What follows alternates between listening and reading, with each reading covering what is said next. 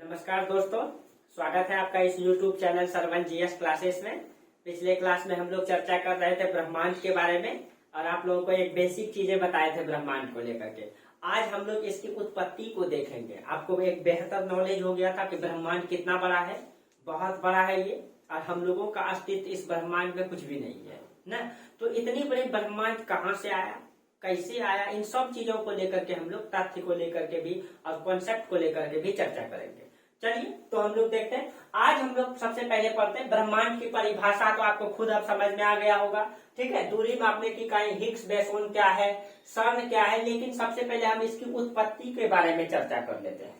सबसे पहले हम इसकी उत्पत्ति के बारे में चर्चा कर लेते हैं। ब्रह्मांड की उत्पत्ति जो है कैसे हुआ, कब हुआ, क्यों ये ब्रह्मांड बना, क्यों ये इंसानी रूपी दुनिया आया जितना पाप फैलाने के लिए, इन सब चीजों का चर्चा करेंगे, ठीक है। बुरा नहीं मानिएगा दोस्तों, दुनिया में पाप तो इंसान ने फैला रहा है।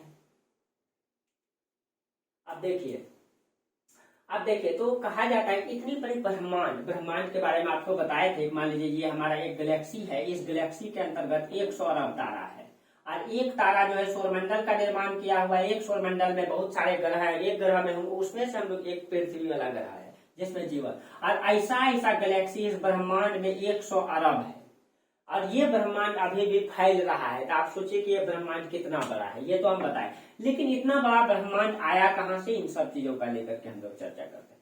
कहा जाता है कि इस ब्रह्मांड में शुरुआती चरण में कुछ भी नहीं था। यहाँ पे जो मतलब कि शुरुआती चरण में बहुत सारे धूलकण मात्र थे, सिर्फ धूलकण थे। और वो धूलकण जो है इस ब्रह्मांड में क्या था, बहुत सारे धूलकण था और ये धूलकण क्या हुए, इस धूलकण में गुरुत्वाकर्षण है, ठीक है, चुंबक पावर है इसमें, ठीक है, जो न्यूटन ने बताई गुरुत्वाकर्षण का नियम। तो कहा जाता है कि बहुत सारे अनंत काल पहले, इसकी कोई प्रमाण नहीं है कि कब से, अनंत काल पहले से, बहुत अरबों खरबों साल पहले से, ठीक है, इस ब्रह्मांड में कुछ भी नहीं था। ये पृथ्वी, ये कुछ भी नहीं था। इसका विकास कैसे हुआ, इन सब चीजों का चर्चा करते हैं, ठीक है। तो कहा जाता है बहुत सारे धूलकण थे, इस धूलकण में गुरुत्वाकर्षण था। मान लीजिए इसमें से एक बड़ा, एक मतलब सब धूलकण में एक बड़ा धूलकण होगा। ये बड़ा धूलकण क्या किया, आपस के सभी धूलकण को खींच करके जो है बड़ा हो गया।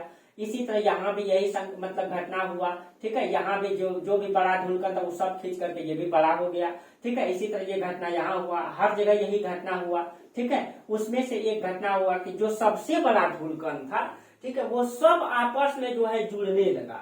मतलब गुरुत्वाकर्षण शक्ति के कारण से बहुत सारा कण को वो खींचने लगा एक दूसरे से, और जैसे वो खींचता था तो एक कण दूसरे कण में बहुत जोर से टकराता था, और टकराने के कारण घर्षण उत्पन्न होता है, उससे ऊर्जा भी मुक्त होता है। आप हाथ को घसीए गर्म हो जाता है, क्यों, ऊर्जा भी मुक्त होने लगता है। तो इतने सारे कण जो है इस तरीके से क्या होगा, ये अनंत साल पहले ये घटना चल रही थी, ऐसी घटना चल रही थी, अरबों साल से चल रही थी, ठीक है।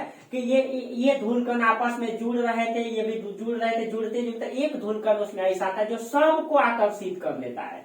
एक धूलकण जो है सबको खींच करके एक कण बनाता है, जिसको हम लोग कहते हैं सिंगुलैरिटी कहते हैं, ठीक है। अब कहा जाता है कि इसमें जो ये सारे कण जब टकराने लगे तो इसमें इतना ऊर्जा हो गया, असीम ऊर्जा हो गया। इसमें जो है ऊर्जा बढ़ने लगा, ऊर्जा की मात्रा में क्या होने लगा, वृद्धि होने लगा, असीम ऊर्जा हो गया उसके पास। और वो कण जब बड़ा हुआ तो उसमें गुरुत्वाकर्षण भी बढ़ा, गुरुत्वाकर्षण भी उसका बहुत हो गया, ठीक है। गुरुत्वाकर्षण, इसका गुरुत्वाकर्षण भी जो है बहुत अधिक हो गया, ठीक है। यानी इसका ग्रेविटी पावर बहुत अधिक हो गया, इसका ऊर्जा असीम हो गया। और कहा जाता है कि इसका घनत्व जो डेंसिटी था, ठीक है, वो बहुत अधिक हो गया, ठीक है। यानी कि ये धूलकण आपस में टकराने से बहुत ज्यादा ऊर्जा विमुक्त हुआ, और बहुत ज्यादा ऊर्जा विमुक्त होने के कारण से, ठीक है, ऊर्जा विमुक्त जब हुआ तो वो कण मतलब कि आपस में जब जुड़ा तो वो बड़ा हुआ, तो उसका ग्रेविटी भी बढ़ गया, और वो सब कण एक बनने से उसका घनत्व इतना अधिक हो गया, उसका ऊर्जा भी इतना अधिक हो गया, ठीक है। कहा जाता है ये घटना अनंत काल से चलती रही थी, ठीक है, चलती रही थी कि ये सब आपस में जुड़ रहे थे, इसका ऊर्जा बढ़ रहा था, इसका गुरुत्वाकर्षण बढ़ रहा था। एक समय कहा जाता है कि ऐसा आया कि इसमें इतना जोर से विस्फोट किया, इतना जोर से विस्फोट किया, ठीक है, कि ये जब विस्फोट हुआ, ठीक है, कहा जाता है कि अभी तक वो विस्फोट का प्रभाव है, अभी तक वो बढ़ रहा है। जैसे दोस्तों मान लीजिए एक बिस्किट को हम तोड़ते हैं, ठीक है, तो वो कैसे मतलब कि कई टुकड़ों में विभाजित हो जाता है, उसी तरह ये कण कहा जाता है टूटा, और टूटा तो इसी से बना गैलेक्सी। अब समझिएगा, ठीक है, इसी से किसका निर्माण हुआ, गैलेक्सी का निर्माण हुआ, ठीक है। और ये गैलेक्सी क्या हुआ, एक दूसरे से दूर जाने लगे, ये गैलेक्सी क्या हो गया, एक दूसरे से दूर जाने लगे। और जैसे मान लीजिए ये जैसे ये टूटा, ठीक है, ये गैलेक्सी जो है एक दूसरे से दूर जाने, ये मान लीजिए गैलेक्सी है, अभी इसके बारे में पूरा बताएंगे। ये एक दूसरे से यानी कि इस ये जो टूटा, तो ये जब टूटा तो इसमें 3 प्रकार का गैलेक्सी था दोस्तों, एक सर्पिलाकार, ठीक है, एक जो है दीर्घवृत्ताकार, ऐसे करके, और एक आपका अनियमित आकार, जिसका आकार नियमित हुई है, अनियमित आकार। अनियमित आकार का मतलब जिसका कोई आकार ना हो, न वर्गाकार, न आयताकार, न गोलाकार, कुछ भी न हो। तो इस तरीके से ये जो है ये गैलेक्सी एक दूसरे, जैसे एक बिस्किट को तोड़ेंगे या कोई भी मतलब टुकड़ा को तोड़िएगा तो कोई गोल बन सकता है, कोई चरकुट टूट सकता है, किसी का कोई आकार ही नहीं हो सकता है। तो इस तरीके से जब ये इसका विस्फोट हुआ तो ये गैलेक्सी के रूप में जो है एक दूसरे से दूर जाने लगा। इतना जोर से विस्फोट किया था कि ये जब एक दूसरे से दूर जाने लगा गैलेक्सी बन करके, ठीक है, इसमें धूल कण मतलब कि भरा हुआ था, मतलब वाष्प सब भरा हुआ था इन सब में, ठीक है, ये एक दूसरे से दूर जाने लगे। अब ये 3 प्रकार का था, ठीक है, सर्पिलाकार इसको कह सकते हैं, यानी कि सर्प के आकार का सर्पिलाकार। और जो ब्रह्मांड में लगभग 80% गैलेक्सी सर्पिलाकार ही है, दीर्घवृत्ताकार लगभग 17% है, और अनियमित आकार 3%। लगभग में, एकदम निश्चित नहीं है ऐसा ही, लेकिन लगभग में ऐसा है।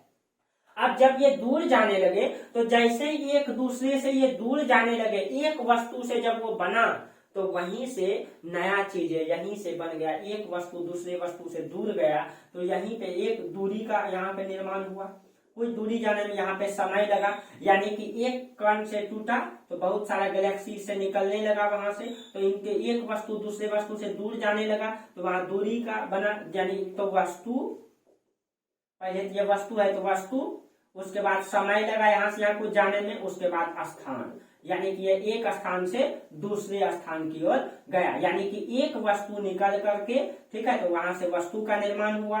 ये वस्तु जब एक स्थान से दूसरे स्थान पे गया तो वहां कुछ जाने में समय लगा, समय का निर्माण हुआ, और एक स्थान से दूसरे स्थान गया तो स्थान का निर्माण हुआ, ठीक है। अब यहाँ से स्थान, समय और वस्तु का निर्माण हुआ, ठीक है। और ये मतलब कि जो गैलेक्सी है, ये गैलेक्सी फैल रहा था, और कहा जाता है इस गैलेक्सी, ये गैलेक्सी जब फैल रहा था तो इस गैलेक्सी में भी बाद में जाकर के विस्फोट होता है, जिससे इसमें असंख्य तारे बनते हैं। सब गैलेक्सी में विस्फोट होता है, ठीक है, और इसमें असंख्य, और कहा जाता है जब ये मतलब विस्फोट हुआ, जब ये फैल रहा था, ये 3 प्रकार का गैलेक्सी एक दूसरे से दूर जा रहा था, ठीक है, तो जब ये दूर जा रहा था तो तब उन्होंने देखा, ठीक है, मतलब अभी वो देखने के बारे में बताएंगे, ठीक है, जब मतलब वो देखा गया कि इसमें जो है कि ये बाद में इस गैलेक्सी में भी एक बार विस्फोट होता है और इसमें तारे का निर्माण होता है। यानी ये मान लीजिए ये गैलेक्सी है, गैलेक्सी में भी फिर से विस्फोट होता है, इसमें बहुत सारे असंख्य तारे, 100 अरब तारे का निर्माण हुआ, और उस तारे में भी कहा जाता है विस्फोट होता है। और तारे के मतलब कुछ तो कहते हैं विस्फोट, कुछ तो कहते हैं कि तारे के, यानी कि मान लीजिए ये तारा है, बहुत सारा तारा का इसमें निर्माण हुआ, तारा के आसपास जितना भी धूल कण सब घूम रहा था वो सब जो है इनका चक्कर काटने लगा, ठीक है, और इसी से जो है सौरमंडल का निर्माण हुआ। उसी में एक हमारा सौरमंडल है। तो एक गैलेक्सी के अंतर्गत ये प्रक्रिया, हमारी जो गैलेक्सी है वो इस प्रकार का है, सर्पिलाकार का है, ठीक है। हमारी जो गैलेक्सी वो सर्पिलाकार है। ब्रह्मांड में 3 तरह का गैलेक्सी है, लेकिन हमारा वाला कैसा है, सर्पिलाकार है, इसी में हम लोग रहते हैं, ठीक है। अब ये गैलेक्सी, ठीक है, गैलेक्सी का निर्माण हुआ, इस गैलेक्सी के अंतर्गत तारे का निर्माण हुआ, और तारे के अंतर्गत सौरमंडल का निर्माण हुआ, और ऐसा ऐसा गैलेक्सी हमारे, मान लीजिए अब आप सोचिए, और ये अभी भी, ये गैलेक्सी अभी भी एक दूसरे से दूर जा रहा है, अभी भी एक दूसरे से क्या हो रहा है, दूर जा रहा है। आप सोच सकते हैं ये अभी भी जब एक दूसरे से दूर जा रहा है तो ये ब्रह्मांड का क्या निश्चित आकार है। अब कहेंगे आप कि ये ब्रह्मांड है, मान लीजिए यार ये गैलेक्सी सब जो है अभी भी एक दूसरे से फैल रहा है, जो भी अनिश्चित आकार का है, दीर्घवृत्ताकार का है, ठीक है, मतलब सर्पिलाकार का है, ठीक है, तो ये अभी भी एक दूसरे से फैल रहा है। और उसमें जो इसी में आपका तारे आते हैं, इसी में आपका तारे हैं, और उसी तारे में एक तारा हम लोगों का है जिसको हम लोग सूर्य कहते हैं, उस सूर्यमंडल का जो निर्माण करता है। अब आप सोचिए कितना बड़ा ब्रह्मांड है, बहुत बड़ा ब्रह्मांड है। यानी कि इस ब्रह्मांड के अंदर अब देखिए, अब एक गैलेक्सी है, अब गैलेक्सी के अंतर्गत अब तारा है, तारा के पास 8 ग्रह है, 8 ग्रह, अब ग्रह के पास ही तो धूल कण सब है, क्षुद्र ग्रह, यानी धूल कण से लेकर के महाकाय आकाश पिंड, आकाश गंगाओं का समूह को हम ब्रह्मांड कहेंगे। यही तो आपका परिभाषा हो गया, इसमें क्या रखने का चीज है। यानी धूल कण सूक्ष्म अणु से लेकर के महाकाय आकाश पिंड, जितना भी आकाश में बड़ा से बड़ा पिंड है, उन सब को मिला करके हम लोग ब्रह्मांड कहेंगे। ये आपका परिभाषा हो गया। अब आप बताइए, इसमें दूरी मापने की इकाई को अलग से बताएंगे, पहले इसको समझा देते हैं। शुरुआती चरण में इस मतलब कि ऐसा ही हुआ जो हम बताए कि इसमें विस्फोट हुआ, ये फैलने लगा, 3 प्रकार का गैलेक्सी था, ऐसा हुआ। ये बातें हम लोगों को कहां से पता चला, किसने बताया? ये बातें हमको कैसे पता चला, कैसे हम प्रमाणित करेंगे कि ऐसा ही हुआ होगा? ये विस्फोट कब हुआ, अब इसके बारे में जानना चाहते हैं, ठीक है। तो चलिए अब हम उसको देखते हैं। अब देखिए ये विस्फोट कब हुआ, शुरुआती चरण में माना जाता है, ठीक है, कि पहले जो है, पहले हम पहले इसी को समझा देते हैं, ठीक है, फिर आगे बताते हैं। देखिए ये विस्फोट, इसके बारे में तब पता चला कि जब देखा, मतलब एक व्यक्ति था एडविन पी हब्बल, उन्होंने एक टेलीस्कोप बनाया। और एडविन पी हब्बल, डेट शायद 1925 है, एक बार आप लोग देख लेंगे, नोट्स में मेरा है एग्जैक्ट डेट, नोट्स में 1925 में शायद, ठीक है, एडविन पी हब्बल ने, डेट एग्जैक्ट आप लोग मेरा नोट्स में है, Edwin P Hubble, Edwin P Hubble ने जो है 1925 में एक टेलीस्कोप बनाया, उसको कहते हैं हब्बल टेलीस्कोप, हब्बल टेलीस्कोप। इन्होंने हब्बल टेलीस्कोप से देखा, हब्बल टेलीस्कोप से एक पृथ्वी पर खड़ा होकर के सारे गैलेक्सियों को देखा जा सकता, आपको फोटो में दिखाएंगे उसको, ठीक है, अगले क्लास में। तो हब्बल टेलीस्कोप से देखा इस ब्रह्मांड के बारे में। तो पहले, इससे पहले क्या चलता था वो बता देते हैं, ठीक है। इससे पहले जो है ब्रह्मांड से संबंधित जो अवधारणाएं थी, वो माना जाता था क्या कि मतलब एक व्यक्ति थे मिस्र यूनानी, ठीक है, क्लाइडियस टॉलमी, ठीक है। इससे पहले क्या चलता था, पहले उसको बता देते हैं। पहले ये अवधारणा था, एक व्यक्ति क्लाइडियस टॉलमी,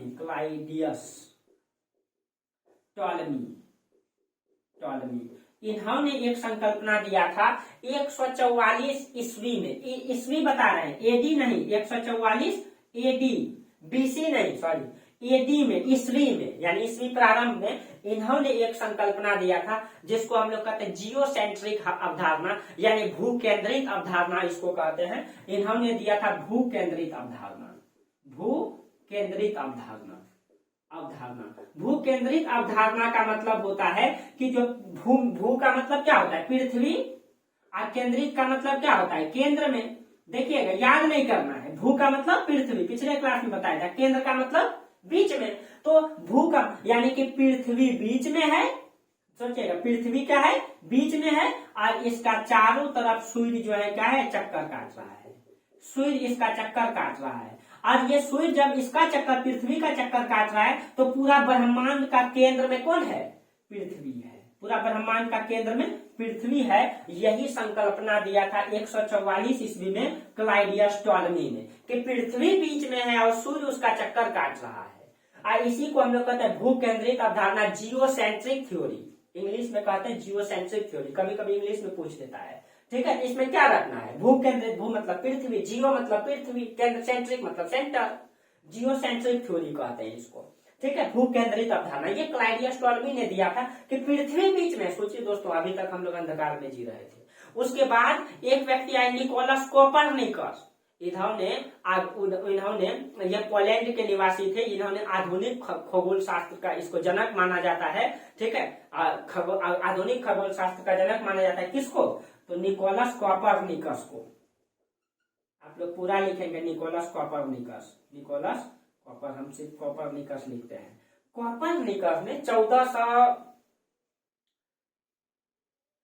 समथिंग में 43 है शायद। एक सेकेंड दोस्तों।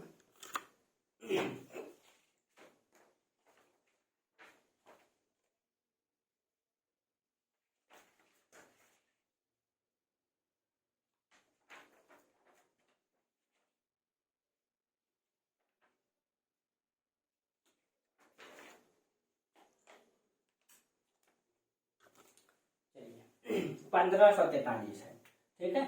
डेट एग्जैक्ट ध्यान में नहीं रहता है दोस्तों, ठीक है। अब देखिए 144 एडी में भू केंद्रित अवधारणा दिया निकोलस कोपरनिकस, जिसको आधुनिक खगोल शास्त्र का जनक कहा जाता है, ठीक है। आधुनिक खगोल शास्त्र का जनक कहा जाता है, ठीक है। आधुनिक खगोल शास्त्र का इसको जनक कहा जाता है। इन्होंने 1543 ईस्वी में एक अवधारणा दिया जिसको हम लोग कहते हैं उसको हम लोग कहते हैं यानी कि जियोसेंट्रिक हेलियोसेंट्रिक अवधारणा, हेलियोसेंट्रिक अवधारणा, हेलियोसेंट्रिक अवधारणा इन्होंने दिया, हेलियोसेंट्रिक अवधारणा। और इन्होंने बताया अवधारणा, ठीक है। अब देखिए अभी एक एक करके विकास बताएगा आप लोग। तो सबसे पहले ब्रह्मांड को लेकर के ये चल रहा था कि पृथ्वी बीच में है, सूर्य उसका चक्कर काट रहा है। फिर कोपरनिकस आए 1543 में, इन्होंने हेलियोसेंट्रिक अवधारणा दिया। इन्होंने कहा कि नहीं भाई, पृथ्वी बीच में नहीं है, सूर्य बीच में है, ठीक है। और इसका चक्कर पृथ्वी काट रही है, पृथ्वी इसका चक्कर काट रहा है। इसी को हम लोग कहते हैं हेलियोसेंट्रिक, हेलियोसेंट्रिक थ्योरी, ठीक है। और इसको कब दिया? इसको दिया 1500। सोचिए दोस्तों, आज तक हम लोग यही मानते आ रहे थे कि पृथ्वी बीच में है। क्यों? क्योंकि हम लोगों को लगता भी है कि सूर्य घूम रहा है, देखिए सूर्य इधर उगता है इधर डूबता है, जबकि ऐसा नहीं है दोस्तों। आपको उदाहरण देके समझा देते हैं। मान लीजिए, ठीक है, ये रिमोट को आप मान लीजिए कि ये रिमोट जो है ना, या हम ही को मान लीजिए, ये रिमोट को मान लीजिए क्या कि ये सूर्य है। मान लीजिए ये सूर्य यहाँ अस्थिर है, ठीक है। अब हम आपको कैसे बताएं? मान लीजिए हम सूर्य हैं दोस्तों, हमको आप सूर्य मानिए। अब ये हमारा पृथ्वी है जो पश्चिम से पूरा घूमती है, ध्यान दीजिएगा, पश्चिम से पूरा घूमती है। अब आप बताइए, पश्चिम से पूरा घूमती है। अब मान लीजिए ये आपका भारत है, ये आपका क्या है? भारत है। अब इस तरीके से ये अगर घूमती है तो देखिए हम यही हैं, हम क्या है? यही है। इसका दाहिने साइड पूरब होता है, बाएं साइड पश्चिम। अब देखिए जैसे ये घूम रही है, अब जैसे जैसे घूमेगी, अब इंडिया आप देखिए इधर आ रही है। अब जैसे रोशनी पड़ेगा तो पहले रोशनी का हल्का सा यहाँ रोशनी पड़ेगा, मेरा सीधा का रोशनी अगर मारेंगे फक्सिन करके धीरे धीरे पड़ेगा 4 बजे भोरे। और जैसे जैसे ये घूमते जाएगा एकदम मेरे सामने आते जाएगा। 9 बजा 10 बजा एकदम थोड़ा सा ज्यादा रोशनी पड़ने लगे, एकदम मेरा सामने आ गया, एकदम इसका कपाड़े पर लाइट मारते हैं 12 बजे दिन में धूप में, एकदम लाइट मारते हैं। उसके बाद धीरे धीरे ये घूमते जाता है, फिर जो है पश्चिम हो गया। अब देखिए हम जो उग रहा था तो पूरब में, हम पूरब में दिखाई दे रहे हैं। अब ये जब डूबेगा तो अब लोग इधर देखेगा तो पश्चिम में, किधर? पश्चिम में। अब आपको समझ में आया होगा। तो देखिए सूर्य नहीं उगता डूबता है दोस्तों, पृथ्वी घूम जाती है, पृथ्वी घूम जाती है। और सूर्य तो एक जगह, हम मेरा देखिए मेरा मुंडी एक जगह स्थिर है, लेकिन ये घूमता घूमा, इसीलिए दिन रात हो रहा है। यही थ्योरी को किसने दिया? कोपरनिकस ने। लेकिन अभी तक लोग मानते थे सूर्य ही चक्कर काट रहा है, पृथ्वी केंद्र में है। अब अभी तक अंधकार में जी रहे थे। और यहाँ पे जो अवधारणा, इसके बीच में एक अवधारणा दिया था वराहमिहिर ने 6वीं सदी में, ठीक है। वराहमिहिर, ये सब धार्मिक अवधारणा है दोस्तों, ठीक है। वराहमिहिर ने 6वीं सदी में दिया था, ठीक है। इन्होंने भी कहा था कि पृथ्वी बीच में है। और कहा जाता है कि जब ये बताया कोपरनिकस ने, आधुनिक संकल्पना दिया, तो ये लोग धार्मिक संकल्पना को मानते थे। आज हम लोग आधुनिक युग में जी करके दोस्तों हम धार्मिक चीजों को नहीं अस्वीकार कर पा रहे हैं, तो हम तार्किक नहीं हो पा रहे हैं। आप सोचिए उस समय का समाज कैसा था। कहा जाता है जब कोपरनिकस ने ऐसी 1543 में ऐसी अवधारणा दिया, बहुत सारे वैज्ञानिक को पीट पीट करके मारा गया कि तुम हमारे धार्मिक संकल्पना को बर्बाद कर रहे हो। उसको दौड़ा दौड़ा करके मारा गया, लाठी लेकर के खेद खेद करके मारा गया। उसमें कई वैज्ञानिकों को जिंदा जला दिया गया, कई वैज्ञानिकों को जिंदा जला दिया गया। तब जाकर के कहीं न कहीं और धीरे धीरे इस चीज को हम लोग जान पाए कि नहीं, पृथ्वी जो है केंद्र में नहीं है, सूर्य केंद्र में है। 1543 में कोपरनिकस ने ऐसी अवधारणा दिया, कई सारे वैज्ञानिकों को मारा गया, ठीक है, क्योंकि इससे पहले ये धार्मिक संकल्पना चलता था। लेकिन अब वास्तविक रूप से जब 1925, तब ये तो कोपरनिकस ने दिया, लेकिन अब समझिए आप लोग 1925 ईस्वी में एडविन पी हब्बल ने क्या किया, एक टेलीस्कोप ही बना डाला। लो ऐसा चीज बना देगा, तुम यहाँ से देख सकते हो, एक ऐसा टाइप मतलब टेलीस्कोप आपको दिखाएंगे, ठीक है, टेलीस्कोप दिखाएंगे, एक स्टैंड में खड़ा करके लगा दीजिए, पूरा गैलेक्सी सौरमंडल सब दिखाई देगा एक स्थान से, ठीक है। बहुत वो आता है, सब कोई नहीं लगा सकते हैं, बहुत महंगा आता है दोस्तों, ठीक है। आप रिसर्च सेंटर में जाएंगे, छोटा छोटा लगा हुआ रहता है, ज्योग्राफी लैब में हम लोगों का रहता है। अब देखिए, अब हब्बल टेलीस्कोप ने क्या देखा, हब्बल टेलीस्कोप ने जब टेलीस्कोप लगा करके देखा कि ये तो मतलब वही चीजें देखा कि ये गैलेक्सी जो है एक दूसरे से दूर जा रही है, यानी कि जो हम आपको अभी बताए कि ये गैलेक्सी जो है, ये कई प्रकार की गैलेक्सियां हैं, ये कई प्रकार की गैलेक्सियां हैं और एक दूसरे से ये दूर जा रही है, और एक दूसरे से ये दूर जा रही है, और उस गैलेक्सी के अंतर्गत तारे हैं, इस गैलेक्सी के अंतर्गत तारे हैं, और तारा के अंतर्गत सूर्य है, सॉरी ये है ग्रह है, और ग्रह का भी उपग्रह, ये गैलेक्सी से डायरेक्ट स्पष्ट देख लिए टेलीस्कोप से। तब इन्होंने अब धारणा दिया ब्रह्मांड के बारे में कि जब ये एक दूसरे से अभी भी दूर जा रहे हैं, ठीक है, अभी भी जब एक दूसरे से दूर जा रहे हैं, अब समझिएगा दोस्तों, एक दूसरे से दूर जा रहे हैं, कहीं न कहीं एक समय में ये एक स्थान पे स्थिर रहा होगा, एक स्थान पे स्थिर रहा होगा। तब इन्होंने बताया, यही महाविस्फोट सिद्धांत को एडविन पी हब्बल ने टेलीस्कोप बनाया 1925 में। तब एक वैज्ञानिक आए, ये क्लाइडियस टॉलमी, नहीं दोस्त एक सेकेंड, उनका नाम था क्या नाम था उनका, एक सेकेंड दोस्तों, जो महाविस्फोट जॉर्ज लेमेंटेयर, जॉर्ज लेमेंटेयर आया, जॉर्ज लेमेंटेयर, ठीक है। अब जॉर्ज लेमेंटेयर ने इस सिद्धांत को जो है महाविस्फोट सिद्धांत को सिद्ध किया। जब टेलीस्कोप बना लिया एडविन पी हब्बल ने, तब जाकर के जॉर्ज लेमेंटेयर ने महाविस्फोट सिद्धांत को सिद्ध किया। क्या बताया जॉर्ज लेमेंटेयर ने, अब इसी चीज को हम समझते हैं।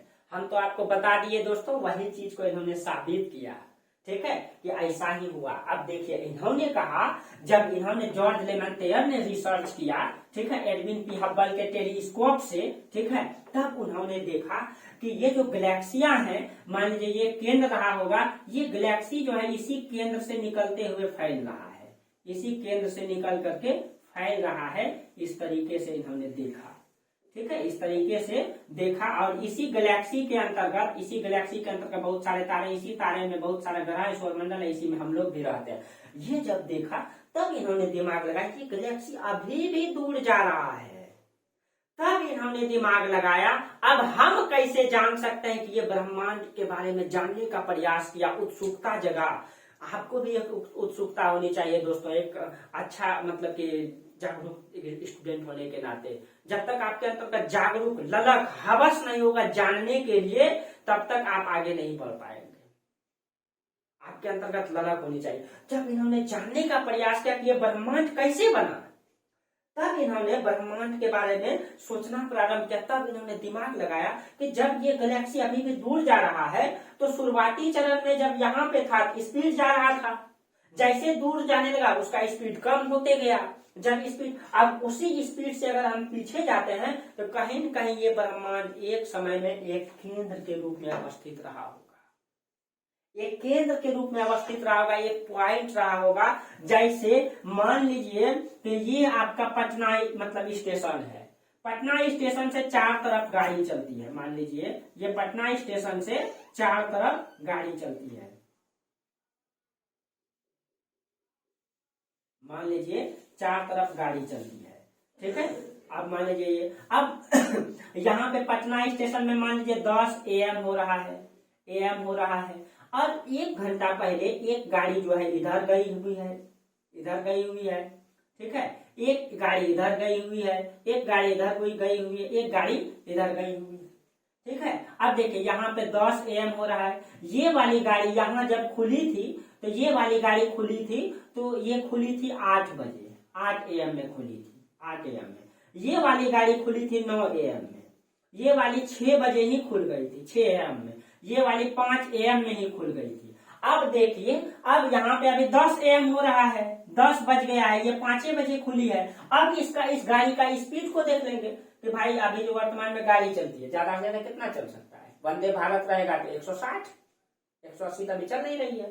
मान लीजिए 120 का स्पीड से ये गई होगी, 120 तो चलता नहीं है, चलेगा पटना यहाँ से 2 घंटा पहुंच जाएगा, तो पटना से भागलपुर, लेकिन ऐसा है नहीं, 240 किलोमीटर है तो ठीक है, लेकिन 4 घंटा 6 घंटा लगाता है, तो 120 भी नहीं चलता। मान लीजिए 120 है, ठीक है। अब मान लीजिए कि 120 है, 120 किलोमीटर प्रति घंटा की रफ्तार से गया है, और ये चला कितना है, ये चला है 5 घंटा, तो अब घंटा के अनुसार से दूरी निकाल लेगा।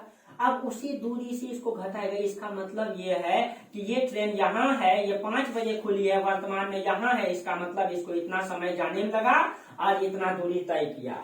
इसका मतलब ये मतलब कि सुबह 5 बजे, यहाँ 10 बज रहा है, यहाँ है 5 बजे यहाँ होगा। इसी तरह इसका भी दूरी निकालेगा कि एक समय यहाँ होगा, एक समय ये भी यहाँ होगा, एक समय यहाँ होगा, और यहीं से सब चारों तरफ ये फैला। उसी तरीके से गैलेक्सी के बारे में बताया कि कहीं कहीं अभी जो है हम लोग ऐसा है, तो आज से लगभग 13 अरब वर्ष पहले, तो कोई कहते हैं 15 अरब वर्ष पहले। देखिए दोस्तों, ये डेट में एग्जैक्ट डाटा में नहीं जाइएगा, कभी कभी क्वेश्चन पूछता है, नहीं तो नहीं के बराबर पूछता है, जहां पे आपका कंफ्यूजन रहता है। कोई कहता है 13.7 अरब वर्ष पहले, यानी कोई कहता है 15 अरब वर्ष पहले, तो मान लीजिए कि 15 अरब वर्ष पहले, ठीक है। तो इन्होंने मतलब कि ये क्लाइडियस टॉर्मी नहीं, जॉर्ज लेमेंटियर, मिटा दिए क्या, यहाँ पे लिख देते हैं लेमेंटियर, जॉर्ज लेमेंटियर ने इसमें रिसर्च कर ये बताया कि ये गैलेक्सी को अगर हम टाइम में पीछे लेकर के जाते हैं, आज से लगभग 15 अरब वर्ष पहले एक केंद्र बिंदु में स्थापित था, और इसमें यही घटना हो गई थी कि सारे पॉइंट जो है एक स्थान पे, सारे धूलकण एक स्थान पे आ गया था, उसमें असीम एनर्जी हो गया था, असीम गुरुत्वाकर्षण हो गया था, असीम घनत्व हो गया था, और इतना मतलब ऊर्जा हो गया था कि वो हमेशा इतना मतलब जोर से विस्फोट किया कि ये फैलने लगा। ये आज भी फैल रहा है। फिर ये आज से 15 अरब वर्ष पहले हुआ था, जब यही यहाँ 15 अरब वर्ष पहले ये विस्फोट हुआ, और उससे पहले अनंत काल से ये घटनाएं घट रही थी, सब कण एक दूसरे से जुड़ रहे थे। यानी अनंत काल से ये घटना क्या घट रही थी, अनंत काल से घटना घट रही थी कि ये सारे कण जुड़ रहे थे। और आज से 15 अरब वर्ष, जैसे मान लीजिए आज हम लोग 2022 में जी रहे हैं, ठीक है, तो मान लीजिए कि एक समय में 2000 ईस्वी था, एक समय में मान लीजिए कि 15 अरब वर्ष पहले, इधर से जाइए, अब यहाँ से जाइए, यहाँ से 2000 से 15 अरब वर्ष पहले, यहाँ से 20 अरब वर्ष पहले, यहाँ से इधर जगह नहीं, 15 अरब वर्ष, इधर 20 अरब वर्ष, 40 अरब वर्ष, 50 अरब वर्ष, यानी कि यहाँ से पहले, तो यहाँ से 20 अरब वर्ष पहले या 40 अरब वर्ष पहले या 50 अरब वर्ष पहले नहीं, अनंत काल से कब से ये घटना घट रहा था पता नहीं, लेकिन जब 15 अरब वर्ष पहले आते हैं तो इसमें विस्फोट दिखाई देता है कि विस्फोट हुआ था, और इसी विस्फोट से यह ब्रह्मांड बना है। और इसी को तो 2012 में जानने का प्रयास किया था। CERN के बारे में अभी आपको बताएंगे, हिग्स बोसोन के बारे में बताएंगे, ठीक है। और यही विस्फोट किया था, इसी को हम लोग कहते हैं जॉर्ज लेमेंटियर के द्वारा गया महाविस्फोट सिद्धांत, जिसको बिग बैंग थ्योरी कहते हैं, महाविस्फोट सिद्धांत, ठीक है। इसी को कहते हैं, इसी से ब्रह्मांड की उत्पत्ति हुई। जॉर्ज लेमेंटियर ने बताया महाविस्फोट सिद्धांत। हालांकि इस ब्रह्मांड को उत्पत्ति को लेकर के कई सारे विद्वानों ने बताया है। जैसे एक सिद्धांत आप देखिए, एक आपका महाविस्फोट सिद्धांत, इसी को सिद्ध माना गया है कि इस तरीके से ब्रह्मांड की उत्पत्ति हुई है। अब देखिए, महाविस्फोट सिद्धांत के बाद 2-3 को सिद्धांत दिया है, उसको पूरा नहीं बताएंगे, खाली हम वैज्ञानिक का नाम लिख देते हैं, बाकी कुछ है नहीं, ठीक है। आप लोग भी पढ़ सकते हैं अब।